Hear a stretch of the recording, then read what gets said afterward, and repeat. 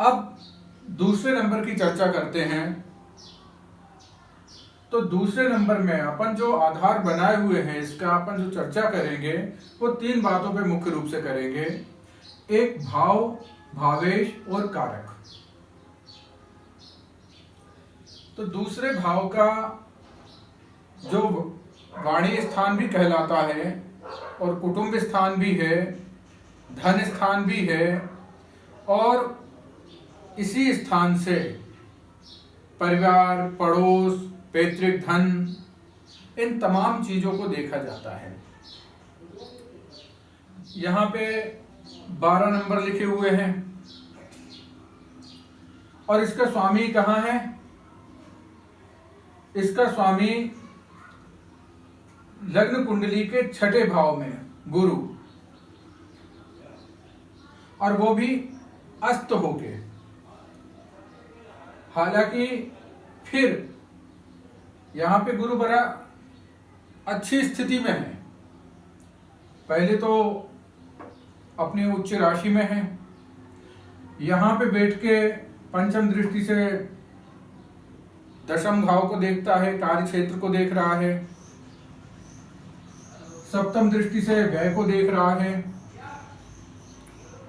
और नवम दृष्टि से पुनः अपने घर को देख रहा है, कुटुंब भाव को देख रहा है। और वो गुरु कैसा है? उच्च राशि में है। तो इनका जन्म, इनको जो घर मिला, जो कुटुंब मिला, जो परिवार मिला, जो पड़ोस मिला, वो पढ़ा लिखा, समझदार, संभ्रांत मिला। इनका जन्म एक अच्छे परिवार में हुआ, कहना चाहिए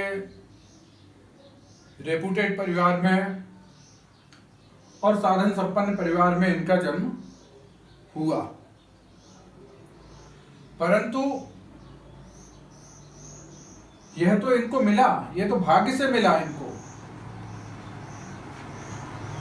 परंतु आगे क्या हुआ कि अब एक तो कुटुंब, घर का स्वामी 6ठे भाव में, और दूसरा स्थान वाणी का स्थान, इसका जो कारक ग्रह है वह बुध, वह भी 6ठे स्थान में।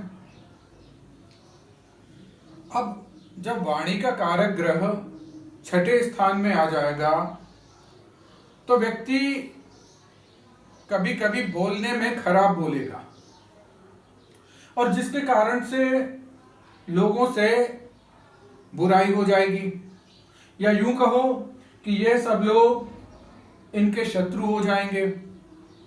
यद्यपि गुरु की दृष्टि अपने भाव पे होने के कारण अंदर से यह व्यक्ति पूरी तरह सात्विक है। न ये किसी तरह से दारू पिएंगे, न ये गुटखा खाएंगे, न किसी तरह का नशा पत्ती करेंगे। शुद्ध सात्विक भोजन करेंगे, क्योंकि ये मुख्य स्थान भी है, और गुरु की दृष्टि होने के कारण इनके विचार भी शुद्ध रहेंगे। यानी कहना चाहिए कि अंदर से ऐसा व्यक्ति निष्कपट होता है। परंतु इसका जो कारक ग्रह है बुध, वह भी रोग भाव में है, शत्रु स्थान में है, तो ये बोलेगा खराब। और जब ये खराब बोलेंगे तो क्या होगा? निश्चित तौर पे इन सब लोगों से बुराई हो जाएगी, क्योंकि यह भाग्य है जो इनको मिला, और ये कर्म है जिसके कारण से उसका ह्रास हो गया। तो इन सब लोगों से, चाहे वो पैतृक घर हो, चाहे परिवार हो, चाहे पड़ोस हो, चूंकि ये सब दुख देने वाले स्थान में है, रोग भाव में है, तो ऐसे लोगों से इनको लाभ नहीं मिलेगा। और कहीं रहे ये न किसी से ज्यादा बोलेंगे, क्योंकि यहां पे 2 बातें हैं। एक तो जो बुध है वह अस्त है, ज्यादा किसी से बात नहीं करेंगे। दूसरा, इस भाव के ऊपर शनि की दशम दृष्टि भी है,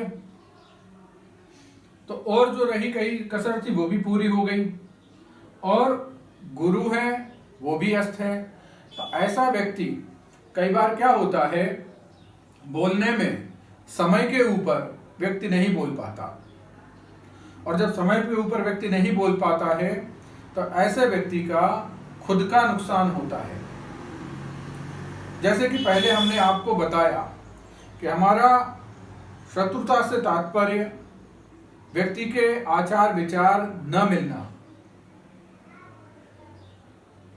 तो यहां परिवारी जनों से इनके विचार नहीं मिलेंगे। अब आगे चलते हैं।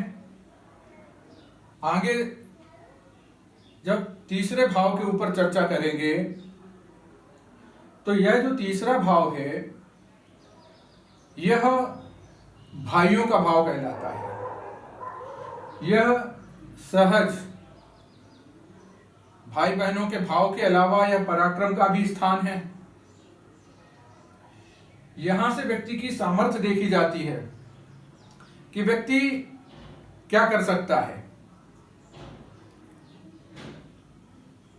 तो इस भाव में, इस भाव का जो कारक ग्रह है वो मंगल है, और भावेश जो यहां पे 1 नंबर लिखा हुआ है तो इसका जो स्वामी ग्रह है वो भी मंगल है।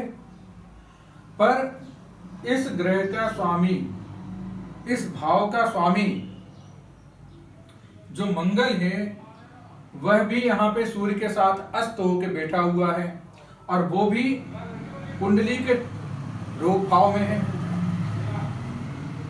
तो कोई भी ग्रह, ये हम और आप जानते हैं, जो लोग ज्योतिष पढ़ते हैं उनको ये पता है कि 6वां घर कुंडली का शत्रु स्थान कहलाता है। यह रोग भाव है। जिस भाव का स्वामी इस भाव में विराजित हो जाएगा उस भाव से संबंधित फलों में कमी आएगी, उसका लाभ तो मिलेगा ही नहीं, होगा तो उस भाव से संबंधित फलों की हानि होगी।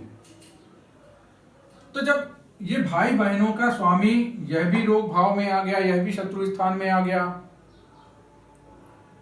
और वो भी अस्त है, तो क्या इनको भाई बहनों से लाभ मिलेगा? नहीं मिलेगा, क्योंकि वो स्थितियां ये है कि वो भी रोग भाव में है। अब परिस्थितियां कई बार क्या होती हैं कि व्यक्ति अपने कामों से मतलब रहता है, दूसरे को किसी से कोई मतलब नहीं रहता, सामने वाले को भी कोई मतलब नहीं रहता। तो इस तरह से कारण कुछ भी हो, हम यहाँ कारणों की चर्चा नहीं करेंगे कि कारण क्या होंगे, कारण कुछ भी हो, बट इस भाव का स्वामी मंगल रोग भाव में होने के कारण ऐसे व्यक्ति को भाई बहनों का सुख नहीं मिलेगा, और ये घर परिवार से दूर जाके कहीं रहेंगे। अब इसी पत्रिका में और आगे बढ़ते हैं, चौथे भाव की चर्चा करते हैं। तो चौथे भाव सुख भाव कहलाता है।